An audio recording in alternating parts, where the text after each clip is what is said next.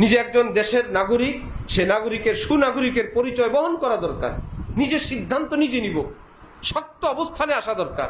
এরকম পাড়ায় মহল্লায় যদি কিছু মানুষ তৈরি হয়, ইনশাআল্লাহ দেশের চেহারা পরিবর্তন হবে না ইনশাআল্লাহ। আজ না হোক কাল। নদীর পাড় ভাঙ্গে এক ঢেউয়ে ভাঙ্গে, জি না, ঢেউ বেচারায় বছর বছর ঢেউ দিয়ে আঘাত করতেই থাকে। ঠিকই যখন সময় আসে বিশাল বিশাল অট্টালিকা ভেঙে পড়ে। আঘাত করতে থাকবো হক নিয়ে, সত্য নিয়ে। অন্যায়ের প্রাসাদ ভেঙে পড়বেই পড়বে ইনশাআল্লাহ।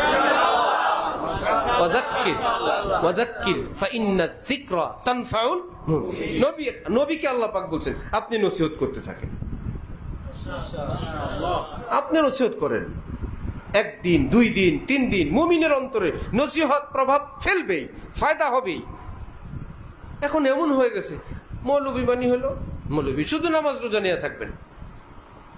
হ্যাঁ, আমরা চুরি করব, ডাকাতি করব, নষ্টামি করব, টাকার ভাগ করব, মদের ব্যবসা করব, জিনা ব্যভিচার করব। কি মুক্তিযুদ্ধ স্মৃতি অথবা মুক্তিযুদ্ধ সংস্কৃতি অনুষ্ঠান 1 মাস ব্যাপী মেলা চলবে, জিনা চলবে, নেশা চলবে। যেহেতু মুক্তিযুদ্ধ নাম আছে, এটা হালাল। কত বড় শয়তানি দেখছেন? যেহেতু ওটার নামে আপনি মাহফিল করবেন, আপনার বহুত অফিস থেকে আপনাকে পারমিশন আনতে হবে।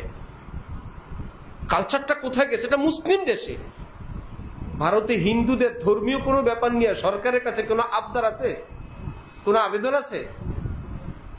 দেশটা হিন্দু অধ্যুষিত, এখানে আবার কি আছে? এই দল সেই দলের ব্যাপার আছে, হিন্দু ধর্ম নিয়ে কোনো কথা নাই।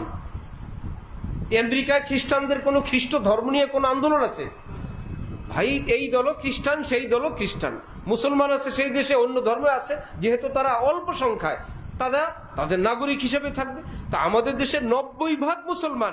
এই দল যাক আর সেই দল যাক, কমপক্ষে ইসলামের ব্যাপারে তো আমরা একটু নিরাপত্তা বোধ করবো যে মুসলমানরা এই দল যাক আর সেই দল যাক, আমাদের কোরআন নিয়ে, হাদিস নিয়ে, দাড়ি নিয়ে, মাদ্রাসা নিয়ে, মসজিদ নিয়ে, মাহফিল নিয়ে, ইসলাম নিয়ে।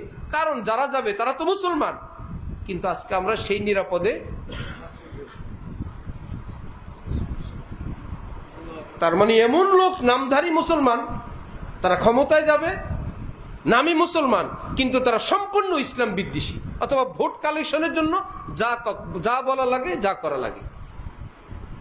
ভিতরে ভিতরে জিনার লাইসেন্স, মদের লাইসেন্স, চুরির লাইসেন্স, বিদেশের সঙ্গে অন্যায় চুক্তি, মাদ্রাসা মসজিদের উপরে বিশাল বড় নজরদারি, কত রকমের। যে আলেমরা উত্তরবঙ্গে মুসলমান নাস্তিক বানায় ফেলছে, খ্রিস্টান বানায় ফেলছে, কাদিয়ানি বানায় ফেলছে। আলেম ওলামারা গিয়ে সেই মুসলমানদেরকে বুঝায়, ভাই এটা তো ঠিক না। বললো এতদিন পরে আসছেন, আচ্ছা ঠিক আছে, আমি কালেমা পড়ে আমি আমার ধর্মে ফিরে গেলাম। তাদেরকে জেলে যাওয়া লাগে, তারা জেলে যায়। আর যারা এই মুসলমানদেরকে খ্রিস্টান এবং কাদিয়ানি বানাইতেছে, তারা এলাকাকে এলাকা দখল করতেছে, কিনতেছে। তাদের কোনো জেলও নাই, জুলুমও নাই, দেশের কোনো আইন তাদের জন্য নাই। রোহিঙ্গা ক্যাম্পে এনজিওদের সমস্ত কাজ চলতেছে, কিন্তু বক্তব্য কায়েম করা মুশকিল। 10-12 লক্ষ রোহিঙ্গা ক্যাম্পে এরকম যদি সামনে আরো 10-12 বছর বক্তব্য মুক্ত শিক্ষা ব্যবস্থা এনজিওরা চালায়, এদের দিয়েই বাংলাদেশ বিরোধী যুদ্ধ শুরু হয়ে যাবে।